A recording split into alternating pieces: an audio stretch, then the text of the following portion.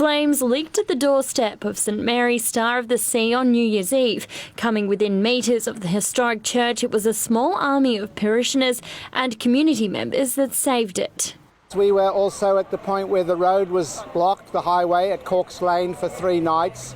So we fed people, we accommodated them. The ground is scarred, but the community is healing. We've just made sure that we have lots of services available, lots of talking with our families and with our community and with our parish. It's really important people get to talk and tell their stories. A step on the road to recovery was planning the Rising from the Ashes family outdoor event, held in the exact location that a month ago operated as an evacuation centre. But you can feel the grief and the loss in the community, and so an event like today is just so important in bringing people together and reminding them that there are elements outside of what they've experienced in the fires. With a food fair, arts and crafts and entertainment, it was a day of fun and a show of strength for a school community getting back on its feet. We had to evacuate twice, but I'm really glad it's over, and I'm glad that this event is on to raise some spirits for the people's houses who got burnt down. Helping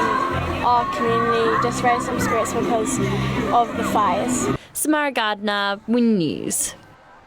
Enjoyed this Win News item? Like, tag or share with friends.